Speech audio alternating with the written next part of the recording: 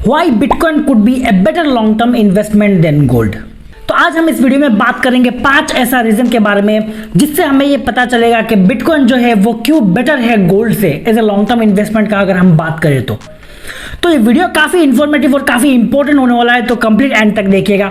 और अगर आप लोगों ने मुझे पहली बार देखा है तो प्लीज इस चैनल को सब्सक्राइब करके नोटिफिकेशन बेल को दबा देना। मेरा 90% जो व्यूअर्स है वो वीडियो देख के चले जाते हैं लेकिन चैनल को सब्सक्राइब नहीं करते। मेरा ये नया चैनल है, आप लोगों का सपोर्ट का मुझे काफी ज्यादा जरूरत है, तो प्लीज चैनल को सब्सक्राइब करके वीडियो को एक लाइक भी कर देना अगर वीडियो पसंद आए तो चलिए इसी के साथ आगे बढ़ते हैं। This is Imran Hussain and you watching crypto cable.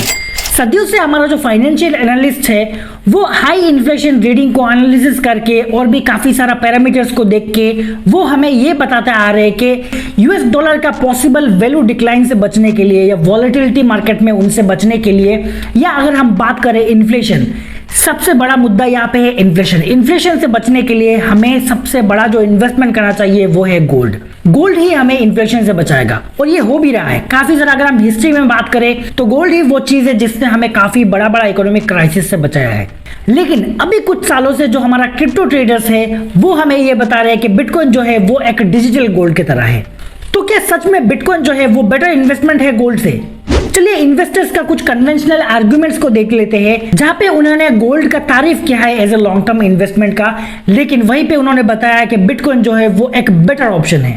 तो सबसे पहला जो हमारा पॉइंट है वो है वैल्यू रिटेंशन। देखिए, चाहे गोल्ड हो या बिटकॉइन हो, उसको खरीदने का सबसे पहला जो सबसे कॉमन जो रीजन आता है कि they have history of holding their value through economic uncertainty. हमने बहुत सारा टफ टाइम्स देखा है, बहुत सारा इकोनॉमिक अनसर्टेनिटी देखा है।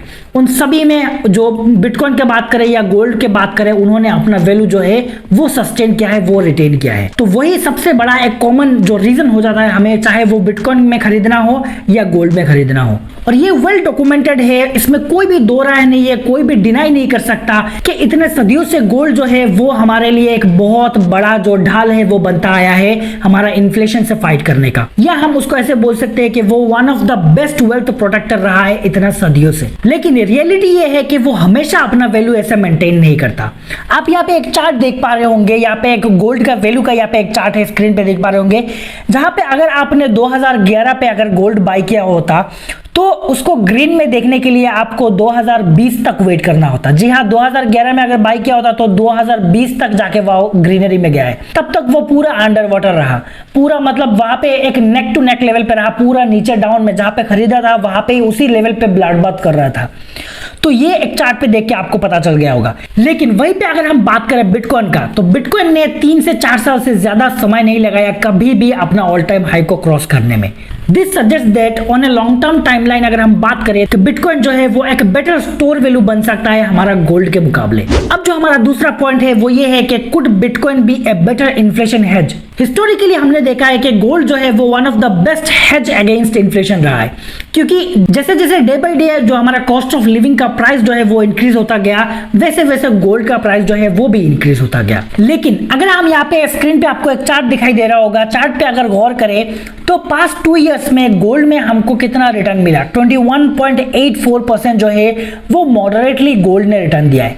लेकिन वहीं पे अगर हम बात करें तो बिटकॉइन ने 311% का रिटर्न दिया है। जी हाँ, 311%। मतलब अगर हम इन्फ्लेशन के बारे में बात करें, इन्फ्लेशन से कितना परसेंट वो उभर के सामने आया है, 311%। अभी करंटली वर्ल्ड पे जिस हिसाब से कॉस्ट ऑफ लिविंग जो है वो बढ़ता जा रहा है, जिस हिसाब से इन्फ्लेशन जो है वो बढ़ता जा रहा है, उस पे हमको क्या है, वेल्थ को मेंटेन करना नहीं है, वेल्थ को बढ़ाना है। अगर हम गोल्ड पे इन्वेस्ट करते हैं तो गोल्ड जो है वो इन्फ्लेशन के साथ साथ टक्कर करके चल रहा है, तो उसको क्या हो रहा है, ये इससे क्या हो रहा है, हमारा वेल्थ जो है वो मेंटेन हो रहा है, वो बढ़ नहीं रहा है।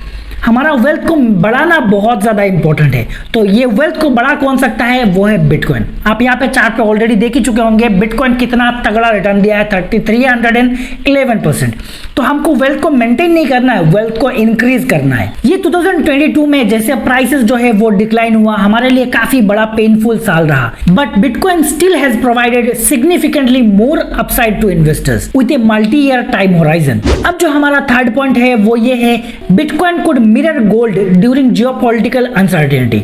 अब उसका मतलब क्या है, उसका मतलब सिंपल है, बिटकॉइन गोल्ड जैसे वैल्यू प्रोवाइड करता है जियोपॉलिटिकल अनसर्टेनिटी में, उसी तरह बिटकॉइन भी जो अपना वैल्यू है वो प्रोवाइड करेगा जियोपॉलिटिकल अनसर्टेनिटी में, बल्कि उससे बेहतर प्रोवाइड करेगा। अब कैसे प्रोवाइड करेगा, चलिए वो देखते हैं, कैसे वो मिरर बन के निकलेगा वो देखते हैं। और फिर हम लोग सुनते आ रहे हैं कि जब भी जियोपॉलिटिकल टेंशन जो है वो राइज होता है तो हमें ये सजेस्ट किया जाता है कि गोल्ड पे इन्वेस्ट करो, गोल्ड पे इन्वेस्ट करो, क्योंकि गोल्ड का प्राइस जो है वो इंक्रीज होता रहेगा, क्योंकि वो प्रीशियस मेटल है। हमें हमेशा से ये सजेशन मिलता है कि जियोपॉलिटिकल जब भी तनाव होता है तो हमें गोल्ड में इन्वेस्टमेंट करना चाहिए। लेकिन अनफॉर्चुनेटली पीपल जो लोकेटेड होते हैं कॉन्फ्लिक्ट जोन में या एक सब्जेक्ट टू इंस्टेबिलिटी होते हैं, उनको अपना गोल्ड जो क्या हार्ड इन्वेस्टमेंट है उसको कैरी करना या उसको ट्रेवल के द्वारा कैरी करना बहुत ही ज्यादा मुश्किल हो जाता है। इसीलिए एक जगह से दूसरे जगह जाने में, ट्रेवल करने में जो गोल्ड है वो थेफ्ट भी हो सकता है, वो सीज भी हो सकता है। तो ये एक काफी बड़ा नेगेटिव पॉइंट दिखा देता है गोल्ड की तरफ।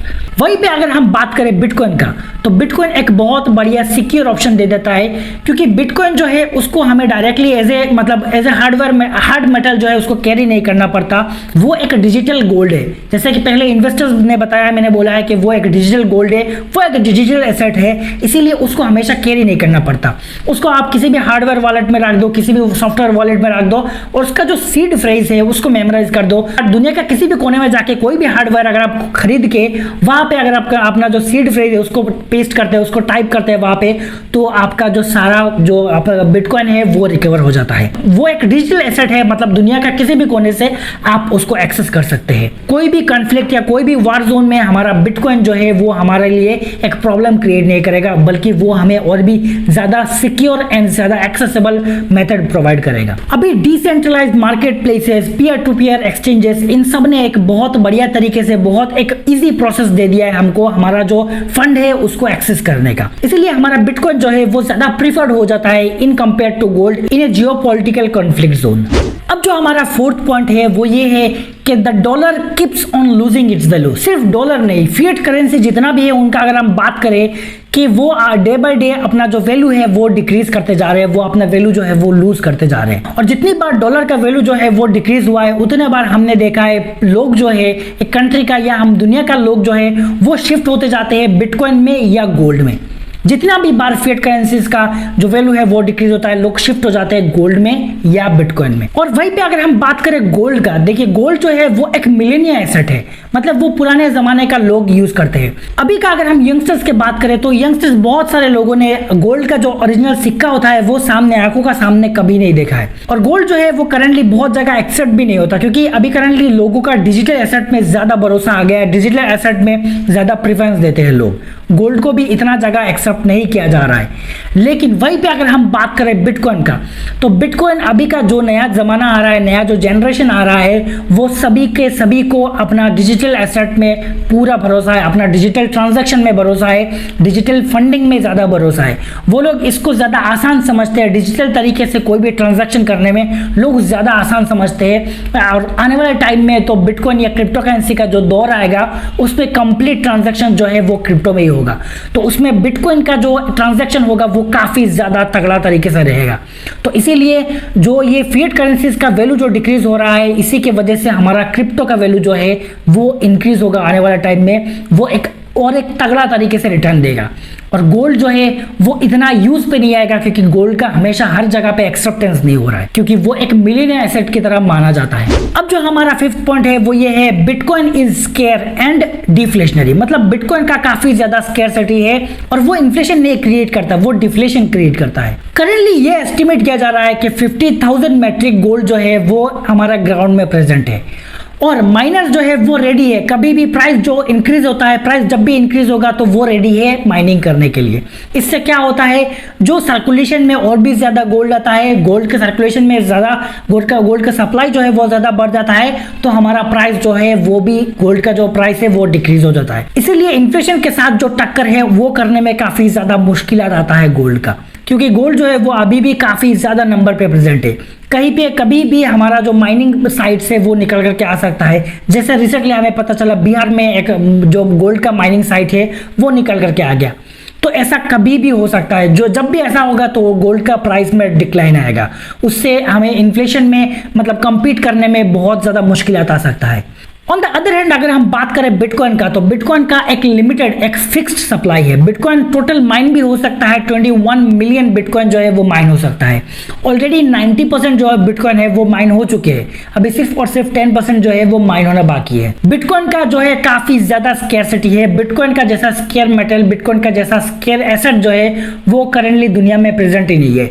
इसीलिए बिटकॉइन जितना भी दिन जाएगा वो और भी ज्यादा डिफ्लेशनरी होता जाएगा, इन्फ्लेशन क्रिएट नहीं करेगा, और भी ज्यादा स्केयर होते जाएगा। इसीलिए वो इन्फ्लेशन के साथ फाइट करने में हमें काफी बढ़िया तरीके से मदद कर सकता है, हमारा वेल्थ को मेंटेन करने में नहीं, हमारा वेल्थ को इंक्रीज करने में मदद कर सकता है। So this is why bitcoin could be a better investment, better long term investment than gold. ये था हमारा आज का 5 पॉइंट। उम्मीद करता हूं पांचों पॉइंट जो है वो आपको समझ में आ गया, कैसे बिटकॉइन जो है वो एक बेटर इन्वेस्टमेंट निकल करके आ सकता है आने वाला फ्यूचर में। तो उम्मीद करता हूं आपको ये सारा पॉइंट जो है वो समझ में आ गया, सारा कंप्लीट वीडियो जो है वो अच्छा लगा, वीडियो समझ में आ गया। अगर आपका कोई भी कंफ्यूजन है, कोई भी क्वेरी है, प्लीज मुझे कमेंट सेक्शन में बताइए, मैं जरूर रिप्लाई करूंगा। तो अगर आपको वीडियो अच्छा लगा तो प्लीज इस वीडियो को एक लाइक कर देना, मेरे चैनल को सब्सक्राइब करके नोटिफिकेशन बेल को भी दबा देना, साथ ही साथ वीडियो में नीचे एक कमेंट भी छोड़ देना। तो इसी के साथ करते हैं अभी का वीडियो खत्म। Tata, bye bye, thank you.